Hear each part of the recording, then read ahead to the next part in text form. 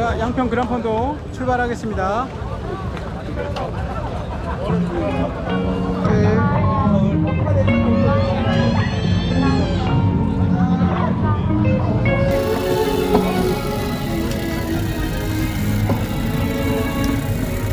천천히 안전하게. 2023 10월 9일 한글날이죠. 이날 양평 그란폰도가 열렸습니다. 작년에 참가를 했고 올해 두 번째로 이제 참가하게 되는 그란폰도인데요. 올해는 그란폰도 코스 홈페이지에 나온 거로는 거리는 118km 그리고 획득고도는 1700m인 코스를 타게 됩니다. 자, 일단 잠깐 코스 소개를 먼저 해드리고 할게요. 양평 그란폰도가 그 홈페이지 보면 총 118km로 되어 있어요. 획득고도가 1700m 이렇게 되어 있거든요. 네, 그렇게 되어 있는 코스인데요. 네, 무난합니다. 아주 큰 어필, 넘기 굉장히 힘든 어필, 고각 어필 뭐 별로 없고요. 그래서 그란폰도라고 하면 비교적 무난한 코스로 그렇게 되어 있습니다. 그 코스를 보면 이렇게 쭉 처음 출발을 해서 그 내리막으로 내려가죠. 그래서 이제 계측을 시작을 하고 그 계측을 시작하면서부터 도시락제를 이렇게 쭉 올라갑니다. 그래서 뭐 계속 업다운 해서 이렇게 낙타등 쭉 올라가고요. 그렇게 올라가다가 요 위치쯤에서 턱걸이 고개를 만납니다. 네, 말 그대로 턱걸이처럼 이렇게 약간의 경사를 올라가야 되는데 뭐 경사가 어렵지는 않아요. 여기 라이딩 가자에서 나오는 거 보면 턱걸이 고개 보통 평균 경사도가 5에서 한 7% 이내 전부 되기 때문에 거리도 뭐 다 길지 않고요. 그래서 아주 힘든 어필은 없는데 여기가 이제 턱걸이 고개 오릅니다.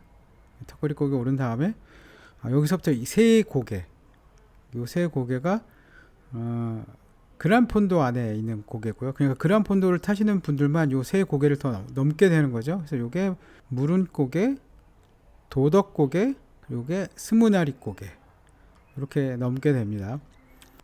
갈림길 지나서 처음에 무른 고개 구간 넘어가게 되고요. 그리고 별로 도덕적이지 않은 중간에 좀 경사도가 센 곳이 보면 여기 뭐 18.9%까지도 있는데 경사도가 약간 센 빨간 구간이 좀 보이죠. 여기 무른 고개도 빨간 구간이 조금 있고 14%뭐 이렇게까지 나오는 고개가 있고 도덕 고개도 이제 거의 끝날 때쯤엔 좀 고각이 살짝 있습니다. 이 빨간 부분. 그리고 쭉 내려오면 이제 바로 또 올라가는 마지막 고개가 스무나리 고개입니다. 스무나리 고개도 중간중간에 경사도가 센 부분이 좀 나옵니다. 그러니까 그란폰도에 딱 걸맞는 양평 그란폰도 코스에 그란폰도에 걸맞는 고개 3개, 빨간 구간이 여러 개 포함된 3개의 고개가 그란폰도에 포함되어 있고요. 그래서 요 고개를 넘으면 자, 요 시점부터는 이제 메디오폰도하고 같은 코스를 타는 거죠. 그래서 나머지 고개들 이렇게 쭉 넘고 들어오면 됩니다. 요 빨간 거 하나 있잖아요. 네, 경사도 보면 뭐 한 17%뭐 이렇게 나오는 빨간 고 여기 있는데 금이 고개입니다. 짧아요. 1km도 채 안 되는 짧은 고개인데 이만큼 타고 와서 여기를 넘으려니까 너무너무 힘든 거죠. 대부분 쥐 나셔서 끌바하고 쥐 안 나셨던 분들 여기서 쥐 나서 끌바하고 그래서 단체로 끌바하는 코스입니다. 네, 출발할 때 내려왔던 부분 다시 거꾸로 올라가면 이제 끝나게 되는 거죠. 그래서 이 코스가 115km로 되어 있는데 이 115km가 그 종합운동장까지예요. 우리는 계측은 종합운동장 한 4km 전 지점에서 끝나기 때문에 제대로 된 코스로는 한 111km 정도 되는 것 같고요. 종합운동장까지 들어오면 한 115km. 근데 이제 홈페이지에 있는 정식 코스로는 118km가 되어 있는데 118km는 안 될 것 같고요. 이날 제가 탄 획득 고도는 1728m 정도 됩니다. 그러니까 뭐 한 1700m보다 조금 더 됐던 것 같아요. 네, 코스는 그렇게 되어 있습니다. 처음에 한 5km 정도 퍼레이드 구간이 있습니다. 계측을 하지 않아요. 그래서 이 구간 천천히 달리시면 되는데 이날 출발이 오전 9시에 했습니다. 저는 그란폰도 지금까지 간 곳 중에 제일 늦은 출발이었던 것 같아요. 양평에 지평리가 있고요. 그 지평리에서 6.25 때 프랑스군이 전투를 한 전과가 있는 곳이거든요. 그 전과를 기리기 위한 자전거 길 행사가 있어서 아무래도 그 행사 때문에 출발이 오전 9시로 늦춰진 것이 아닌가 했습니다. 프랑스 군 또 우리 군, 군 관계자들 많이 왔던 것 같고요. 그래서 큰 행사가 있어서 그래서 오전 9시에 출발을 한 것 같습니다. 9시에 출발하니까 장단점이 있었어요. 출발할 때 여유가 좀 있었고 대신 들어올 때 시간이 늦어지니까 도로에 차들이 많아서 좀 애를 먹었습니다. 그렇게 그란폰도 출발을 했고요. 양평 그란폰도가 비교적 다른 대회에 비해서 쉽다고는 하지만 그거는 잘 타시는 분들의 이야기고요. 대부분의, 저를 포함한 대부분의 라이더들은 쉽지 않습니다. 평상시에 100km 이상 타는 기회도 많이 없었고 거기에 획득고도 한 1700m를 섞어서 타는 경우도 별로 없잖아요. 저만 해도 동부 오곡에 갈 때 진짜 빨리 타고 빨리 들어오려면 양수역까지 점프하거든요. 양수역까지 차로 가서 동부 고개들만 넘고 오거나 아니면 한강 출발해서 양수역 찍고 오거나 뭐 팔당 찍고 오거나 이렇게 평지타지 그란폰도처럼 섞어서 타지는 않으니까요. 그러니까 모든 그란폰도는 힘든 것 같습니다. 그란폰도는 항상 말씀드리지만 밸런스가 중요해요. 내 몸의 밸런스죠. 그거는 결국 나중에 쓸 힘을 초반에 아껴야 한다는 뜻이거든요. 그리고 우리가 이렇게 그란폰도와 같이 어필을 섞어서 라이딩을 많이 하지 않기 때문에 신체나 머리가 아직 거기에 대해서 적응이 잘 안 돼 있으니까 신나잖아요. 다 같이 타니까. 그러면 이제 그런 생각 못하게 하고 앞사람 쫓아가고 또 뒷사람 의식하고 그러면서 그냥 무조건 신나게 우리 몸이 그렇게 반응을 하는 것 같습니다. 그렇게 타면 나중에 힘들어지죠. 제가 그랬어요. 항상 그런 실수를 그란폰도 나가면 하거든요. 그러면 와서 또 반성하고 그러는데 이번에도 어이없는 일이 또 벌어져서 이번에도 역시 저는 좀 힘들게 탔습니다. 다른 분들은 너무 쉬웠다고 하는데 저는 설악을 타든 양평을 타든 다 어려운 것 같아요. 그렇게 출발을 해서 신나게 갔습니다. 항상 계획은 세워요. 또 평파 몇 와트 정도만 사용하고 가겠다. 속도 어느 정도로만 가겠다. 또 빠른 팩의 유혹을 이겨내겠다. 뭐 이렇게 가요. 근데 가면 또 그게 그렇지 않은 것 같더라고요. 가다가 정신 차려서 빠른 팩들 보내드리고 또 그런 실수를 반복하기는 하는데 그래도 이날은 빨리 가지 않으려고 노력을 했던 것 같아요. 날씨는 그란폰도하기에 너무나 괜찮았습니다. 그란폰도하기에 날씨가 너무 좋으면요 힘들어요. 햇볕이 많고 온도가 너무 높으면 긴 코스 또 어필 가야 되는데 힘들거든요. 제가 생각하는 최적의 그란폰도 날씨는 오전에 출발할 때 구름이 좀 있고 그리고 본격적인 어필을 할 때 가끔씩 햇살이 좀 있어주면 가장 좋은 날씨인 것 같아요. 햇살이 있으면 어필할 때 힘들지만 다운힐 할 때 신나거든요. 날씨가 햇살이 좀 있고 그러면. 그리고 덜 추워서 그래서 햇살이 살짝 어필에 있는 게 좀 나은 것 같은데 이날 출발하고 얼마 안 돼서 빗방울이 좀 떨어지기는 했지만 그란폰도 타기에는 상당히 괜찮게 흐린 날씨였습니다. 나중에는 또 맑아지기도 했고요. 그래서 그날도 좋은 날씨 속에 출발을 했습니다. 코스를 작년에 타본 코스였기 때문에 대략 어느 정도의 감이 있어서 그렇게 갔고요. 빠른 팩들을 보면서 제 스스로 저 팩의 유혹을 참아내는 구도자의 길을 걷기도 했던 것 같습니다. 수도권에서 열리는 그란폰도들의 공통적인 문제점이 있습니다. 그게 뭐냐면요. 첫째는요. 도로 통제가 수도권이다 보니까 그렇게 완벽하게 이루어지질 않아요. 대회를 갔던 거 보면 양평이든 뭐 홍천이든 뭐 이렇게 수도권에서 열리는 대회 이렇게 가보면 차량이 양 방향에서 옵니다. 저는 그게 굉장히 사실은 짜증나고 화나거든요. 그러니까 한 차선으로 다니시는 건 괜찮은데 우리 뒤에서 우리 차선을 같이 타고 가야 되는 차량이 있는 건 굉장히 좀 화가 납니다. 저는 뭐 보급 이런 거 크게 개의치 않는 대신에 내가 안전하게 도로에서 자전거를 탈 수 있는 차량 통제의 환경만큼은 잘 해주기를 기대하거든요.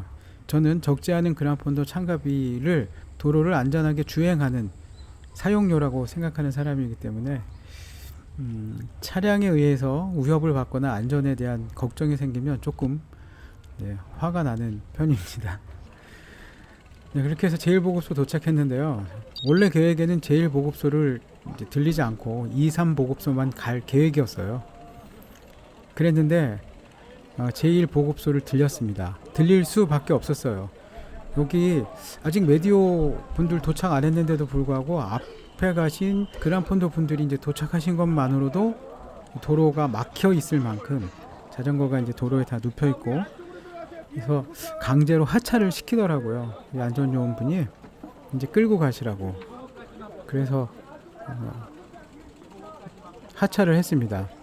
하차를 하고 이제 그냥 갈까 했는데 물통을 보니까 물통에 물이 조금 부족할 것 같아서 물만 채우고 가자 해서 갔는데 물만 채워지겠어요. 가서 바나나 하나 먹으려고 했는데 바나나가 진짜 제 검지손가락만큼 조그맣더라고요. 그래서 바나나 몇 개 먹고 그리고 물 채우고 그리고 출발을 했습니다. 시간을 최소화하려고 했는데 또 끌고 가야 되고 사람 많고 뭐 쓰레기 처리하러 또 가야 되고 하다 보니까 11, 2분 정도 걸렸던 것 같아요. 원래 정차를 하지 않으려던 보급소였는데 부득이하게 강제로 정차를 하고 보급을 했습니다. 네, 근데 뭐 보급하니까 좋더라고요. 든든하고. 그래서 또 신나게 다운힐을 해서 내려갔죠. 초코파이도 있고 뭐가 많았던 것 같긴 해요, 보급소에. 근데 제가 화천에서 후미그룹에서 출발을 했다가 보급을 전혀 못 받았던 기억이 작년에 있었거든요. 그래서 바나나가 풍부하고 초코파이가 풍부해도 그거를 저지 뒷주머니에 이렇게 채워가기가 뭔가 뒤에 오실 분들, 메디오 타셔서 출발이 좀 늦으신 분들 드실 게 없을까봐 제가 먹을 게 없이 굶어가면서 탔던 경험이 생각이 나서 가지고 갈 수가 없겠더라고요. 그래서 제가 먹을 것만 먹고 주머니는 뭐 채우지 않고 물만 채우고 그리고 다시 출발을 했습니다. 무릉고개 정상에 있는 이제 제1보급소 다운힐을 시작해서 내려오게 되면 이제 도덕고개를 올라가게 되죠. 이제 본격적으로 그란폰도 코스에 있는 고개들을 넘게 되는데 무릉고개를 넘어서 도덕고개 바로 올라가게 됩니다. 도덕고개 정상에 가게 되면 이제 도덕 터널이 있어요. 근데 이 도덕고개가 전혀 도덕적이지 않은 그런 경사도를 가지고 있어서 중간중간에 조금 힘든 각도들이 좀 나옵니다. 특히 정상에 가까웠을 때. 그래서 도덕고개 올라가서 도덕 터널이 보이게 되면 이제 정상이구나 하고 터널을 지나가면 됩니다. 여기서 도덕 터널을 신나게 내려오는 코스부터 도덕고개를 지나자마자 다운힐을 시작하는 이 순간부터 다음 고개인 스무나리 고개 입구까지 가는 이 길이 약 내리막으로 되어 있습니다. 사실 이 코스 때문에 그란폰도 코스 타야 된다고 저는 생각하거든요. 이 도덕고개 다운힐부터 스무나리 고개 입구까지 요 약 다운힐과 약 낙타등 요 코스가 너무너무 기가 막히게 재밌습니다. 고개 올라가서 내려올 때에 우리가 어필을 올라간 다음에 내려오는 다운힐은 어필에서 힘들었기 때문에 내려오면서 이제 좀 쉬고 보상을 받는다 이렇게 얘기를 하는데, 근데 어필 길게 올라가고 다운힐 금방 내려와 버리잖아요. 근데 도덕고개에서 스무나리 고개까지는 어떻게 보면 평지 같은 다운힐이 길게 되어 있습니다. 신나게 갈 수 있어요. 아주 재미나게 갈 수 있습니다. 그래서 약 다운힐에 약간의 낙타등이 섞여져 있으니까 꽤 높은 속도를 유지하면서 좋은 팩을 만나면 그 팩 뒤에서 같이 신나게 주행을 할 수 있는 그런 코스입니다. 이 코스 때문에 그란폰도 가셔야 돼요. 고개 넘는 거야 좀 힘들지만 도덕고개에서 스무나리 고개까지 사이의 구간이 너무 재밌어서 양평 그란폰도는 이 코스 때문에 그란폰도를 가셔야 된다고 저는 생각을 합니다. 이 코스를 쭉 내려와서 다시 다음 고개 올라갈 때까지 좋은 팩들, 고속 팩들이 많습니다. 그래서 이 부분이 제 생각에, 제 개인적인 생각에 양평 그란폰도에서 제일 재미있는 코스예요. 나머지 부분들은 이제 어필 올라가고 다운힐 내려오고 하는데, 다운힐 내려오면서부터 다음 어필까지가 조금 길어서 그 사이가 낙타 등으로 재밌게 구성되어 있는 그런 구간을 제가 좋아하거든요. 딱 요 부분, 요 부분이 그렇습니다. 그 구간들 가면서 저는 좋은 팩들 많이 만났는데요. 너무나 편한 속도로 가시는 팩이 있어서 붙어갔습니다. 그래서 제 속도에 맞는 열차를 알맞게 탑승하고 가는 게 속도도 올릴 수 있지만 전체적인 시간도 줄일 수 있는 방법이거든요. 그래서 긴 거리를 가야 하기 때문에 그란폰도에서는 모르는 사람끼리 다른 사람 뒤에 붙어서 이렇게 가는 주행이 용납이 되는 것이죠. 그래서 이날도 재미있게 앞에 가시는 분들 뒤에 붙어서 갔습니다. 제 뒤에도 두 분인가 계셨던 것 같고, 양 내리막과 낙타 등으로 되어 있어서요, 코스 정말 재미있게 갔습니다. 신나게 갔죠. 뭐 제 그란폰도 다른 동영상에는 이렇게 속도 뭐 이렇게 저의 데이터가 나오잖아요. 오버레이 시켜갖고 가민으로 이렇게 오버레이 시켜갖고 제 속도 뭐 이렇게 심박 이런 거 다 나오게 제가 그렇게 영상을 만들었었는데, 이게 이제 가민에서 지원을 안 하다 보니까 싱크가 안 맞더라고요. 그걸 맞출 수 있는 방법이 또 없다고 하시고, 안 그러면 또 무슨 프로그램을 사라고 하는데, 그래서 정확한 싱크가 맞지 않으면 그 데이터가, 보여지는 데이터가 또 정확한 데이터가 아니니까 쓸모가 없을 것 같아서 그렇게 넣지 않았습니다. 그 데이터를 넣는 이유가요, 제가 뭐 잘 타거나 그래서 넣는 게 아니고요, 뭐 자랑하고 싶어서. 자랑할 거리가 안 되잖아요, 사실은. 근데도 꾸역꾸역 넣었던 이유가, 이 라이딩을 보면서 그냥 쭉쭉 타고 있는 거 보면 지루하잖아요. 뭐가 재밌어요. 특히 잘 타시는 분들이 보면, 아유, 요거 타면서 무슨 동영상까지 뭐, 그럴 정도로 지루하고 재미없으니까, 보시는 분들, 아유, 저 사람은 이 정도 타는데 이렇게 힘들게 타는구나, 심박이 이만큼이구나, 뭐 그러면서 그냥 감정이입이 되어서 조금 더 재미있게 보시라고 그렇게 데이터를 입혔던 것이지, 그게 뭐 제가 자랑할 만한 숫자들이어서 그렇게 입혔던 건 아니거든요. 근데 이제 그마저도 하기가 어렵게 됐습니다. 안 되더라고요. 싱크가 안 맞아요. 가민에서 더 이상 신경 안 쓰나 봐요. 그래서 이번 양평 그란폰도는 데이터 넣지를 못했습니다. 신나에 가서 이제 이 보급소는 지나갈 수도 있었는데, 역시 또 물이 떨어졌고 좀 쉬기도 해야 할 것 같아서 지나갔습니다. 이 보급소 정상이요, 컷오프예요. 그래서 12시 30분 전에 여기를 통과해야만 컷오프를 안 당할 수 있습니다. 이 보급소에 올라갔더니요, 컷오프 되는 자전거들을 싣고 갈 트럭들이 여러 대가 있었고, 또 고속버스, 사람 태우고 갈, 라이더를 태우고 갈 고속버스 딱 있는데, 야, 여기까지 와서 저거 타면 참 아깝겠다라는 생각이 들기도 하더라고요. 컷오프는 당연히 이제 통과를 했으니까 나머지 구간을 신나게 달렸습니다. 근데 한참을 가고 있는데 뭔가 이 느낌이 몸에서 이제 이상한 느낌이 나는 거예요. 제가 1 보급소, 2 보급소 다 들렸으니까 바나나도 먹었고 뭐 허기지다는 생각은 안 들었거든요. 근데 배고프다는 생각은 안 들었는데, 느낌에 소화가 안 된다? 그런 불편한 느낌이 들기 시작했습니다.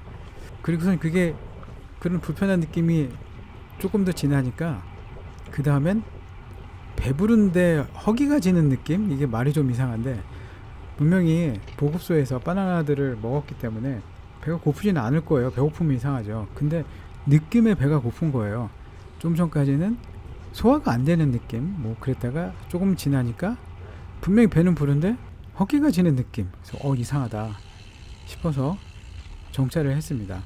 파워젤도 먹고 좀 쉬기도 하고 물도 충분히 섭취를 하고, 그리고 다시 출발을 했죠. 출발을 하고 가는데 갈수록 어떤 증세가 나타나냐면 봉크 증세가 나타났습니다. 이제 봉크 하면 그렇잖아요. 내가 아무리 내 의지와 상관없이 페달링이 되지 않는, 그래서 속도가 떨어지기 시작했어요. 근데 느낌은 배는 부른데 페달링이 안 되는, 페달링이 하기 싫은 그런 현상이 나타났습니다. 이게 처음이었어요. 이런 적이 없었거든요. 아, 이상하다. 뭔가 소화가 안 되는 것처럼 속도 좀 더부룩하고 그러면서 배는 부른데 또 몸은 봉크같이 힘이 안 들어가고 이제 그래서 이상하다라고 생각하면서 그냥 그렇게 갔습니다. 한 그 전까지는 평지 구간 기준으로 하면 한 평속 35 정도로는 왔었던 것 같아요. 그러니까 35에서 40 사이로 주행을 했던 것 같은데 그 이후로는 20에서 25 정도로 속도가 떨어질 만큼 그렇게 됐어요. 그래서 갈수록 그게 더 심해져서 이게 뭐지? 내가 보급도 하고 물도 40분마다 꼬박꼬박 섭취를 했고 그렇게 고속 열차에 탑승해서 무리하게 온 것 같지도 않고 그런데 이거 왜 그러지? 라고 생각하면서 갔는데 점점 더 힘이 빠지기 시작했죠. 그래서 이거 정차를 해야겠다. 뭔가 원인이 뭔지를 찾거나 아니면 좀 길게 휴식을 해야 되겠다 라고 생각을 했습니다. 처음 겪는 일이라서 처음에는 너무 당황스럽더라고요. 상당히 쉬면서도 뭐 다리가 잠기거나 근육 경련이 있거나 별로 그러지는 않았어요. 뭐 조금 이제 이만큼 탔으니까 조금 무거워지긴 했지만 속도가 이만큼밖에 안 나고 딱 타기 싫은 마음이 생길 그런 현상이 일어날 정도는 아니었거든요. 그래서 쉬면 괜찮겠지. 그래서 물도 마시고 했는데 파우젤도 먹고 파우젤을 먹어도 이게 이제 회복이 안 되니까 최후 수단이었어요. 그거밖에 남은 게 없었기 때문에 효과가 있을지 없을지 모르죠. 물을 좀 마시고 출발을 했습니다. 뭐 그거 먹었다고 드라마틱하게 갑자기 나아져서 막 열심히 가고 그건 아니었는데 회복이 되기 시작했어요. 네, 다시 정상적인 페달링이 가능해졌습니다. 그 이후부터는 정상적인 페달링으로 들어왔고요. 또 너무 무리하면 다시 그런 현상이 일어날까봐 조심조심 하면서 무리하지 않게 그렇게 주행을 해서 들어왔습니다. 그래서 이런 처음 겪어보는 이런 현상이 너무나 당황스럽고 궁금해서 집에 와서 곰곰이 생각을 해보고 또 찾아보기도 하고 이렇게 했는데 제가 내린 결론은 그거였어요. 산소 포화도가 낮아지면 혈액 공급이 이제 원활치 않게 되고 혈액 공급이 원활치 않으면 소화 기능도 저하될 뿐만 아니라 몸 전체의 대사량이 줄어들면서 그렇게 근육이 제 역할을 하지 못하는 생각보다 젖산이 빨리 쌓이고 근육이 제 역할을 하지 못하는 현상이 일어날 수 있다고 하더라고요. 그래서 그랬을 때 아미노산인 아르기닌을 먹으면 혈관을 확장해 주는 역할을 하니까 다시 대사가 활발해지게 하는 그런 보조적인 역할을 한다고 하는 걸 봤습니다. 그래서 그걸 보고 내 산소 포화도가 90 초반으로 떨어졌던 게 그런 것이 아닐까. 제 몸을 신체를 많이 사용했다고 생각을 했던 것 같아요. 그래서 정상적인 산소 공급이 되지 않을 만큼 더 많이 제 몸을 사용을 해서 일시적으로 산소 포화도가 낮아졌고 그 산소 포화도가 낮아진 것 때문에 봉크 아닌 봉크 현상이 온 거 아닌가. 정말 당황스럽고 희한한 경험을 했던 것 같아요. 그러니까 항상 제 몸을 제가 잘 알고 그란폰도에 임해야 될 것 같아요. 그렇게 양평 그란폰도 무사히 잘 완주했고요. 대회를 나갈 때마다 항상 느끼는 거지만 제가 참 많이 부족하구나. 내가 특히 부족한 부분이 이런 거구나. 제가 경험해 보지 못했던 것들이 이런 거구나 라는 거를 많이 배우게 되는 것 같아요. 그리고 잘 타시는 분들, 저와 비슷하게 앞서거니 뒤서거니 하시는 분들을 보면서 또 그런 분들을 통해서 또 제가 배우는 게 참 많은 것 같고요. 그란폰도는 공부도 되고 배우는 것도 많지만 즐겁고 신나는 즐거운 하루를 보낼 수 있게 만들어주는 것 같습니다. 이번 양평 그란폰도에도 사진도 찍어주시고 또 여러 가지로 준비해 주시고 애써주신 모든 분들에게 감사의 마음을 전합니다. 하루 신나게 잘 놀았습니다. 고맙습니다.